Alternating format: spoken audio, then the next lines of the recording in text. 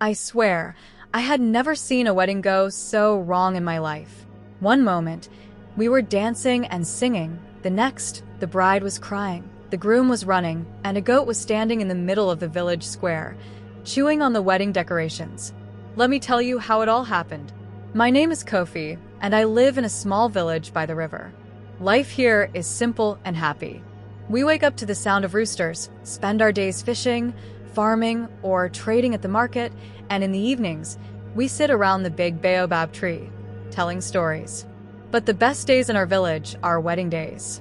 A wedding means three things: music, food, and laughter. Everyone gets dressed in their best clothes, the drummers play until their hands hurt, and the old women cook so much food that even the greediest child cannot finish it. This story is about a wedding, but not just any wedding. The wedding of Kwame and Abena. Now, Kwame was the best fisherman in our village. He could throw a net into the river with one hand and pull out 10 fat fish before you could blink. He was strong, always smiling, and everybody liked him. Abena was the most beautiful girl in the village. Her eyes sparkled like the river at sunrise, and her laugh could make even the grumpiest elder smile. She was kind, smart, and a wonderful cook. Every young man wanted to marry her, but her heart belonged to Kwame. They had loved each other since they were children. Everyone knew that one day they would marry, and that day had finally come. The whole village was excited. Women spent days preparing food: big pots of jollof rice, grilled fish, plantains, and sweet puff puffs. The men built a grand arch with colorful fabrics and flowers. The children ran around, playing and laughing. On the morning of the wedding, Abena was dressed in a bright red gown, her hair woven with golden beads. She looked like a queen. The drummers began to play, the singers began to sing, and the elders sat in a circle, ready to give their blessings. Kwame stood tall, dressed in his finest Kent cloth, smiling proudly. His family stood behind him, beaming. Everything was perfect. Then, just as the elder was about to bless the marriage, a loud voice interrupted. "Stop this wedding." Everyone turned in shock. Standing at the edge of the crowd was Nana Ya, the oldest woman in the village. She was over 90 years old, with a long walking stick and a face full of wisdom. When she spoke, everyone listened.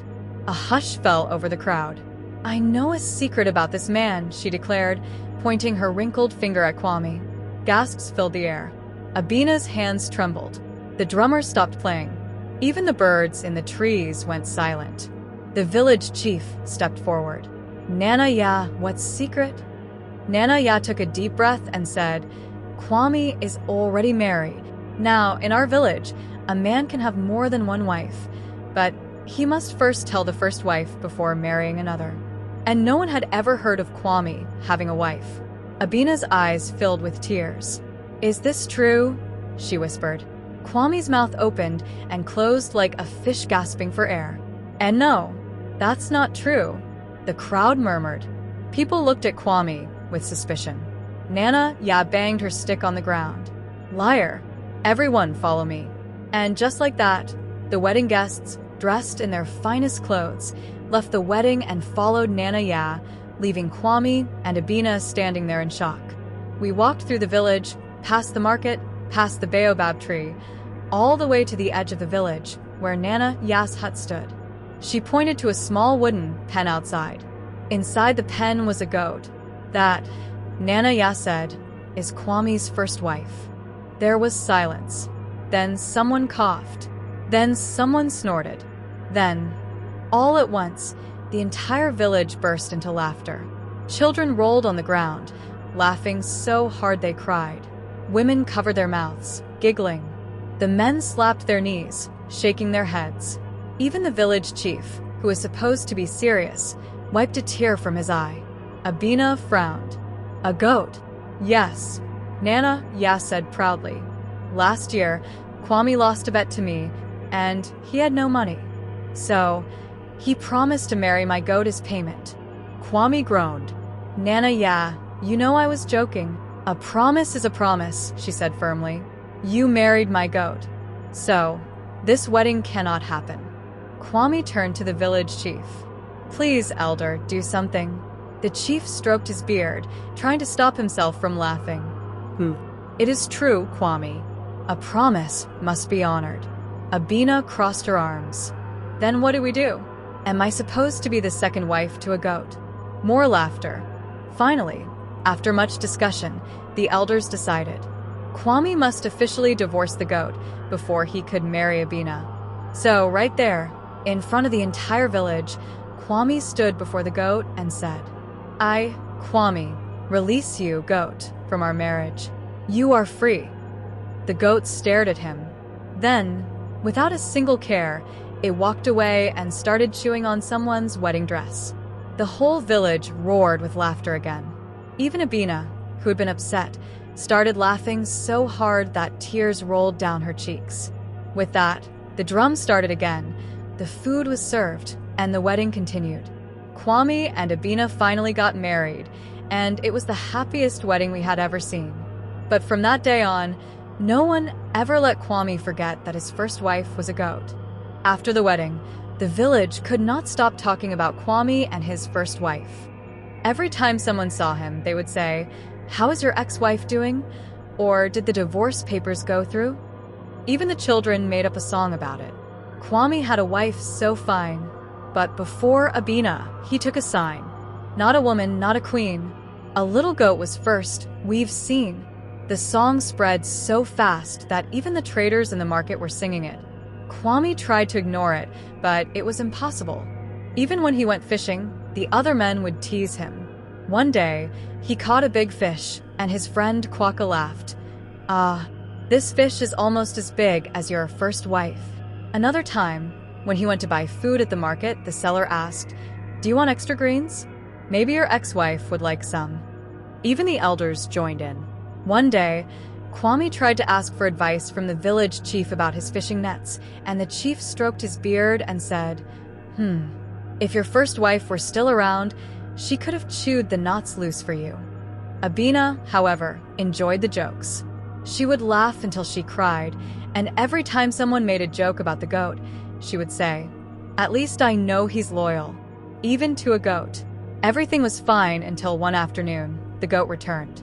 It had disappeared after the wedding, wandering off into the hills. No one had seen it for weeks. But on this day, as Kwame and Abena were sitting outside their home, the goat appeared in the distance, trotting confidently toward them. Abena saw it first. She gasped and grabbed Kwame's arm. Look, Kwame looked up and nearly choked. No. The goat walked straight up to Kwame and stopped in front of him, staring deep into his eyes. It was as if it had something to say. Then, in the most shocking moment of all, the goat jumped into Kwame's lap. The entire village was watching. People started screaming with laughter. Women fell to the ground, shaking with joy. A little boy shouted, She wants him back. Kwame jumped up so fast that the goat fell to the ground. Go away. The divorce is final. But the goat did not move. It just stared at him, chewing slowly.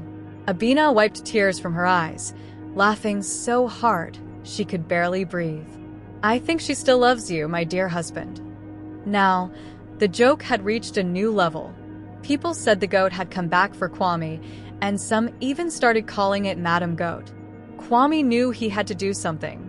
He could not live his whole life being known as the man who married a goat. So he did the only thing he could think of. He found Nana Ya and said, Please take back your goat. But Nana Ya shook her head. She is your problem now. She was your first wife, after all. Kwame begged.